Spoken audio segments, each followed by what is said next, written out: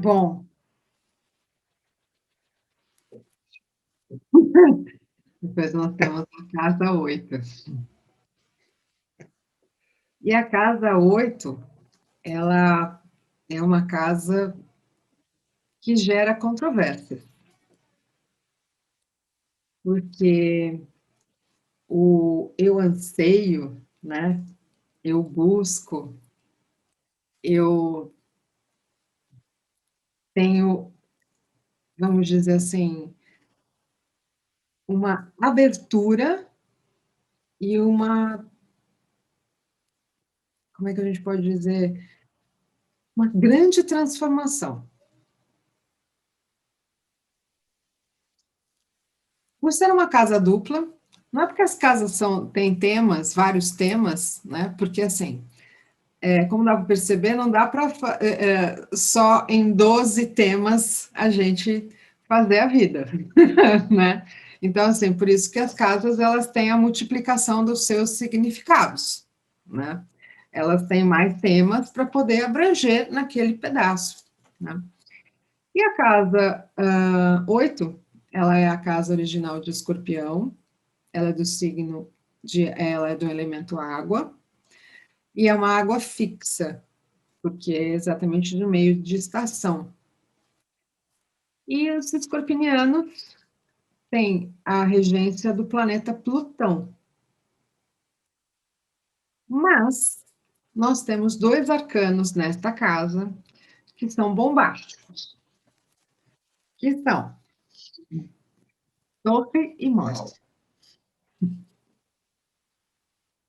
Por que bombásticos? Primeiro, através da torre, nós temos as transformações internas a respeito não só da busca da nossa espiritualidade, do nosso desenvolvimento interno, de saber nosso potencial.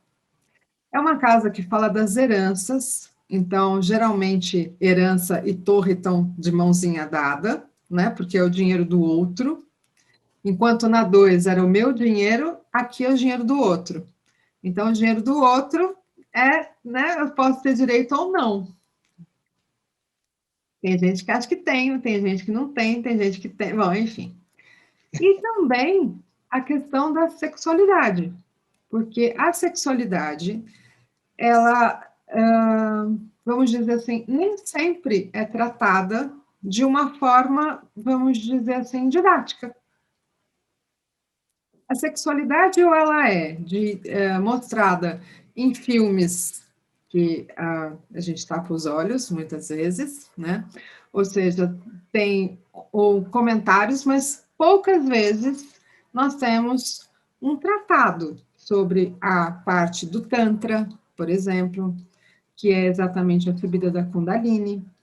Nós temos poucas referências a essa questão da sexualidade no seu dia a dia não ser uma carência física, química só do organismo, mas no que ela pode nos nutrir, no que nós podemos, através até do equilíbrio dos chakras, como é que você pode estar bem sem sexo, por que não, né? Ou seja, é a casa do tabu, é a casa aonde nós temos. Se eu sou de uma religião e não sou da sua, então eu não faço parte da sua patota, né? Ou seja, eu não faço parte do seu desenvolvimento, né? E tem os radicais, né? Tem as pessoas que, quando são só daquele jeito, né? E elas não deixam pessoas de fora entrar. Então, não deixa de ser os clãs também, né? Representados. E essas duas cartas, elas vêm para justamente quebrar todos esses paradigmas. Vêm para trazer a elucidação de que você nasceu homem ou você nasceu mulher, mas você tem uma vida que você não se identifica com esse gênero. Então, você vai passar por uma transformação. E é nessa casa onde tudo isso acontece. É nessa casa onde nós vamos ter as nossas alegrias, nossas angústias, nossas transformações mais profundas. Porque eu vou lidar com assuntos que são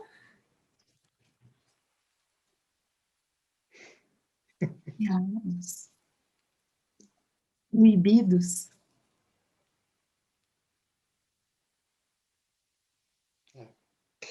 Sem dúvida. Hum. Sem dúvida, Débora, até porque o primeiro ponto marcante deste padrão, do padrão 8, é exatamente o conhecimento do interior. Então, como é o conhecimento do interior,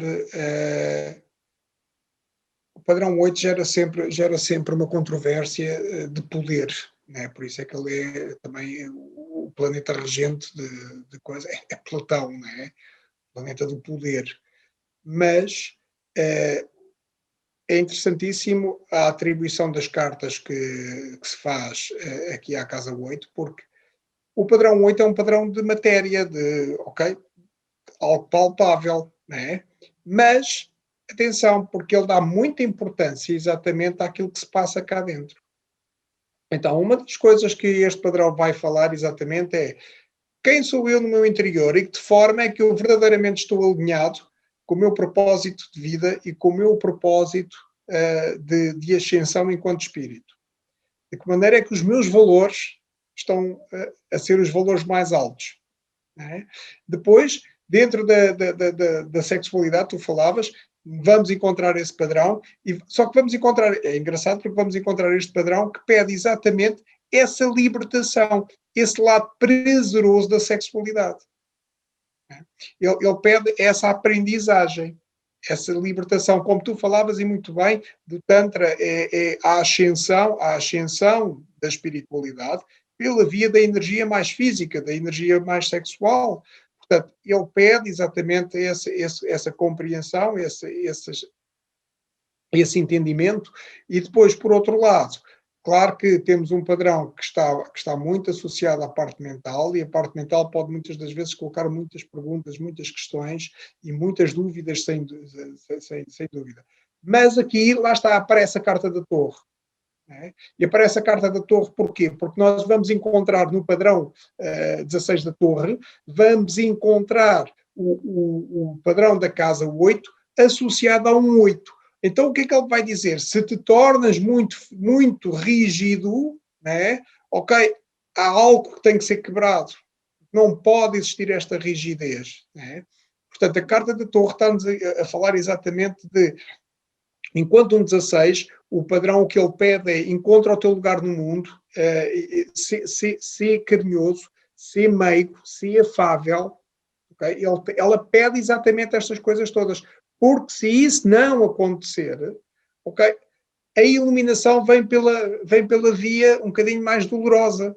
Né? Porque a carta da torre não é uma carta de destruição, é uma carta em que o raio divino desce, ou seja, há a tal famosa eureka, eu de repente, uau, consegui lá chegar, eu de repente percebi como é que a coisa funciona. Isto é a carta da torre. Né? Mas se eu me limitar muito na minha mente e fechar-me, claro que este raio divino poderá não chegar, ou pode chegar pela via mais dolorosa. Né? Portanto, esta é uma das grandes aprendizagens e da grande mensagem que a carta da torre está aqui a passar nesta casa. A carta da morte é engraçado porque vamos encontrar o padrão do padrão 13, o padrão da casa 8, associado a um padrão 5, expansividade, ou seja, a partir do momento em que nós aceitamos a vida como ela é, né, e percebemos que esta parte, no fundo, o padrão 8, isto é importante a gente perceber, o padrão 8, qualquer padrão quer alcançar o seu padrão a seguir. Ou seja, se eu estou num padrão 8, ele quer alcançar o padrão 9. Né? E daí torna-se interessantíssima esta carta da morte estar atribuída, porque no fundo o padrão 9 é o padrão da morte, estar atribuída à casa 8, porque sim, eu tenho consciência do físico, mas eu também tenho, no físico, eu tenho que ter consciência da morte. Né? Portanto, ela está-me exatamente a falar disto. Então, o que é que ela me está a propor? Num padrão 8.5 da Casa da Morte, da Carta da Morte, ela está a perguntar o quê? De que forma é que eu verdadeiramente aproveitei e vivi a minha encarnação? Deitei-a para o lixo ou vivia intensamente? Exatamente. E este é o grande desafio que a Casa e Carta ou seja, a grande chamada de atenção à nossa consciência que elas fazem. Fabuloso.